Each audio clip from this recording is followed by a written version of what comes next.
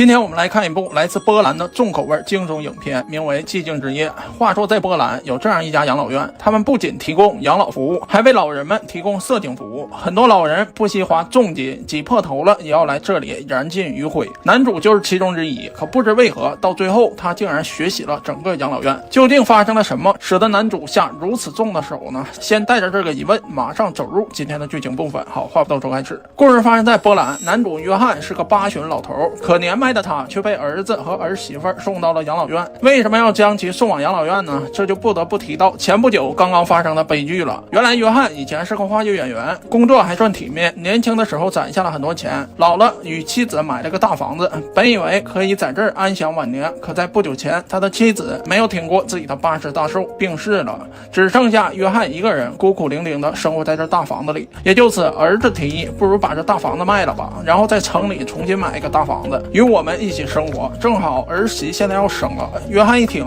那也行吧，至少跟儿子和儿媳一起生活，多少也有个照应。不过现在有个难题，那就是儿子已经把大房子卖了，可现在他自己的房子有点小，压根儿就没有约翰能住的地儿。所以没办法，儿子劝父亲先去养老院住几天，过不了多久买了新房子就给他接回去。为了表示诚意，儿子还特意带走了陪伴约翰已久的狗。要知道儿媳现在怀孕的状态，他是很烦狗的。也就此，约翰才放心走入了养老院。可第一次住进养老院的约翰是哪都不适应。首先头疼的是给他分配了一个话痨室友，而且还非常的封建迷信，弄得约翰是心烦意乱。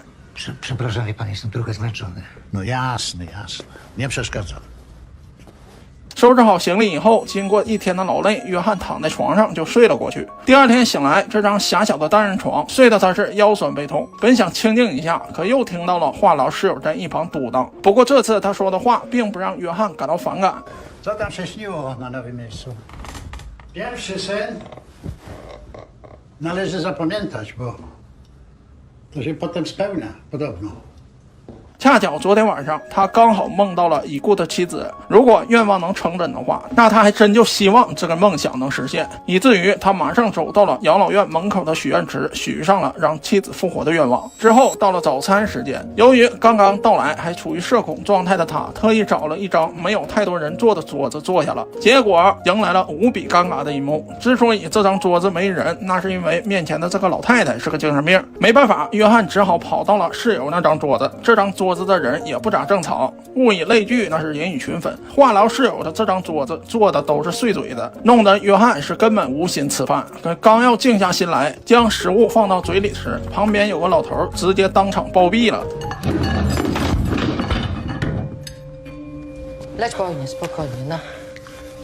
此刻的约翰内心非常沉重，不知道这种提心吊胆的日子什么时候才是个头。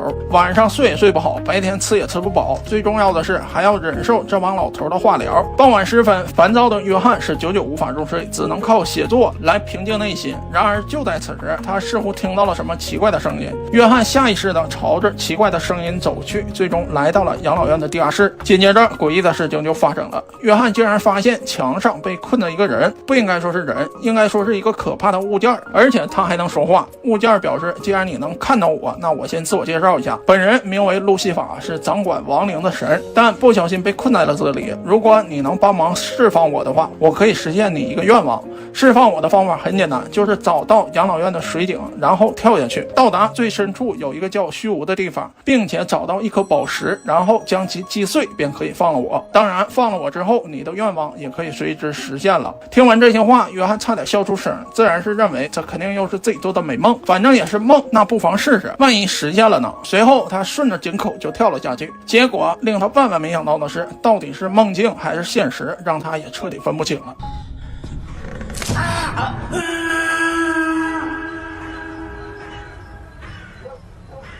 随着一声尖叫，约翰再一次从梦中醒来，但奇怪的是，他竟然在胳膊上发现了伤口。难道说昨晚发生的事是真的吗？也就此，他重新顺着地下室找了过去，企图再次找到那个物件，证明昨晚发生的不是梦。结果就在此时，不巧被院长发现了，最终将其带到了院长办公室。知道自己做错了事，约翰在院长面前像老师在教育孩子一样。但有一个问题让约翰觉得很奇怪，那就是院长询问他最近有没有睡好。约翰很想说自己的睡眠质量那是一塌糊涂，但还是憋了回去，也很容易理解，他自然是不想惹怒院长，不想给自己找麻烦。不久后，在养老院祷告的环节中，室友的一句话让约翰听了有些后怕。室友告诉约翰，如果院长问你睡得好不好，你一定要说睡得好，要不然他就会给你分发药物，而吃了这种药不但不能治病，反而还会出现幻觉。说白了，这就不是治病的药，而是拿我们给药厂免费试药。Peter Concepia. Powiesz pan, że źle, to od razu cukierki dla wariatów dostaniesz. A pan myśli, jak te firmy farmaceutyczne swoje leki testują? Na kim oni je sprawdzają? Taki staruch to nic nie powie. Co powiesz? Pan, że masz haluny?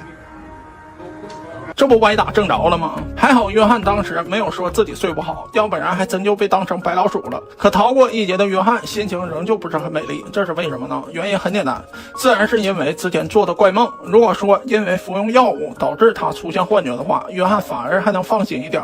现在就尴尬了，他根本就没有吃过药，难道说自己真的得了抑郁症，或者是真的疯了吗？此刻唯一能求助的人只有儿子了。傍晚时分，约翰掏出手机，将电话打给了自己的儿子，结果另一端传来的永远都是不在服务区。可怜的约翰只能自己消化问题了。几天后，迎来了养老院1个月举行一次的联欢活动。可在这联欢活动当中，约翰看到的并不是幸福快乐，而是满满的凄凉。室友告诉约翰，其实自己来这家养老院的目的就是影片开头说的，这家养老院带有特殊服务，只要50的当地货币便可以要求护士跳脱衣舞。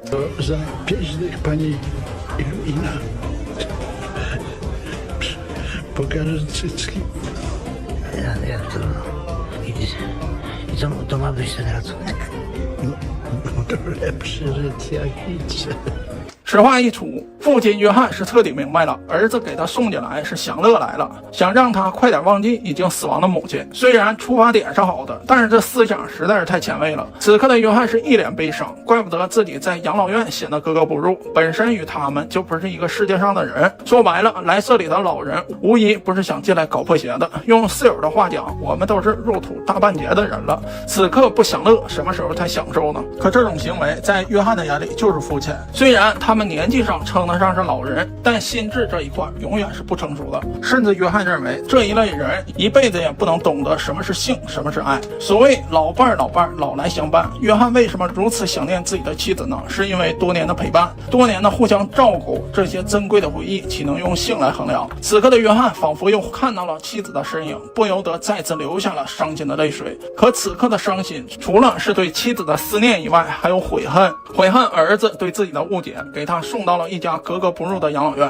第二天醒来，一位健身美女来领着做早操，这里就更讽刺了。这位年轻貌美的女人身体好着呢，她可不在乎面前的老家伙们能不能跟上，动作幅度那是非常大，差点没给约翰的老三板子弄散架子了。约翰好心提醒养老院医生，表示这早操实在是太坑人了，要不然就取消吧。昨天黄头发老太太就晕倒了，医生只是敷衍的说了一句知道了，就把约翰打发走了。结果第二天悲剧就发生了，正是那个黄头发的老太太因为剧烈运动导致脑出血当场暴毙。此刻的约翰对这家养老院的抵触已经到达了顶点，他现在是一刻也不想在这儿待下去了。终于传来好消息，那就是他的好大儿过来看他了。看到儿子以后，就像看到了救星一样，约翰那是无比想念，更是高兴的手舞足蹈。不过很快，约翰的笑容就逐渐失去了，因为这次来并不是接他回家的，而是给他续费来了，让他在这儿多待一段时间，因为新的家还在装修。儿子问父亲在这里生活的怎么样，告诉约翰直接说不用不好意思。父亲吞吞吐吐的说了一句还行，挺好的。儿子马上露出了笑容。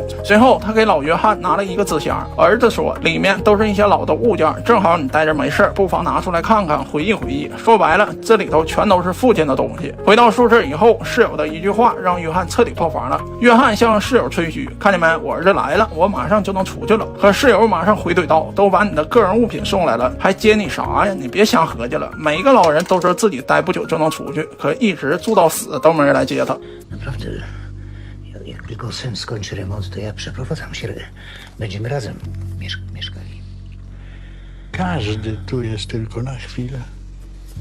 No, zostaje do końca.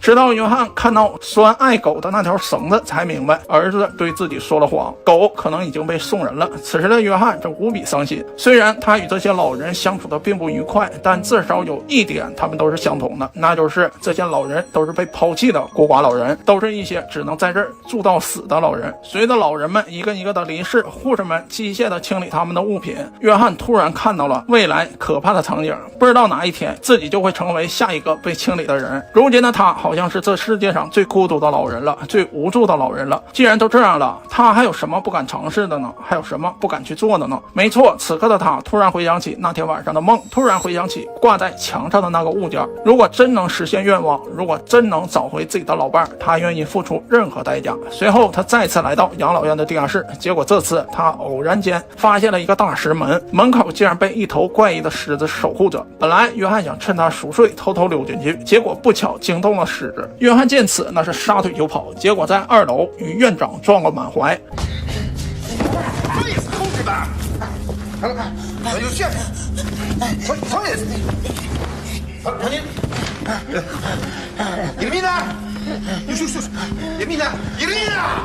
院长立即叫护士过来，给约翰搬到了床上。这次昏迷，约翰做了一个很长的梦，梦到了院长的问候、护士的特殊服务，以及儿子过来看望。当然，这些都不是他想要的，他只想要自己的老伴，只想让老伴躺在自己身旁。也是在此时，约翰突然惊醒。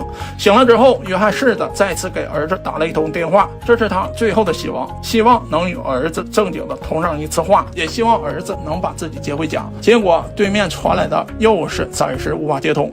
此刻的约翰再也绷不住了，委屈的大声哭了出来。从这以后，约翰变成了白老鼠，开始吃药了。自然是因为他撞上了院长，院长认为他出现了幻觉，看着镜子里面的自己，他怎么也不明白怎么活成了这样。不过他也仿佛又看到了贤惠温柔的妻子。一天晚上，他第一次语重心长的与室友聊天。他说，在这家养老院存在着一种亡灵的神，只要释放了他，便可以实现自己的梦想。今晚我就准备这么去做，但需要付出这里所有人的灵魂，对不起了。说完，约翰便起身偷偷拿走了存放药的钥匙。紧接着，约翰把一瓶安眠药偷偷藏进了一块肉里，并将这块肉拿给了守护石门的狮子。头脑简单的狮子没一会儿就被迷晕了。趁着他熟睡，约翰成功潜入了养老院的最深处，并且来到了之前说的那口水井面前。紧接着，约翰纵身一跃跳了下去，通过不懈努力，终于找到了亡灵之神口中说的那块宝石。接下来的一步便是砸碎它，就可以实现自己的愿望了。可就在此时，棘手的问题来了。宝石那是无比坚硬，无论约翰怎么使劲就是砸不碎。可紧接着背后传来了怪物的吼叫声。约翰回头一看，坏事了，原来守护宝石是个水怪。可即便是这样，约翰也没有惧怕，仍旧想尽一切办法砸碎石头。也可能是这一点疏忽了后方的怪物，最终被怪物紧紧锁住了喉咙。正当约翰马上失去意识的时候，他松开了双手，结果万万没想到，石头竟然被摔碎了。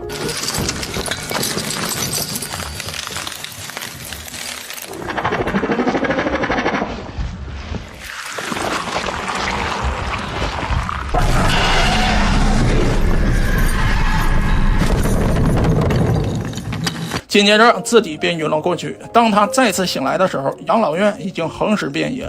正如亡灵之神说的那句话，实现愿望是需要很多灵魂的，也就是说，所有老人的灵魂都被亡灵之神收走了。但这个亡灵确实实现了约翰的愿望，最终他与妻子相见。自此影片结束。当然最后这一段实际是约翰的幻觉。影片有一个细节证明了这一点，那就是室友翻看约翰写的日记时，上面一个字都没有，说明约翰他就是个精神病。实际情况是妻子离世导致约翰患上了精神疾病，最终被儿女送进了精神病院。而精神病院的种种行为让约翰难以适应，可儿女们又不接他回家。最后约翰受到刺激，幻想出了亡灵之神，凭借一己之力将养老院的所有老人全部屠杀。虽说这是一部惊悚影片，但看完却莫名的让人很伤感。好了，今天的影片就到这了，喜欢的小伙伴们可以看看原片。我是马蜂说电影，别忘了点赞、评论、加关注。感谢观众老爷们的支持与厚爱，我们下期见。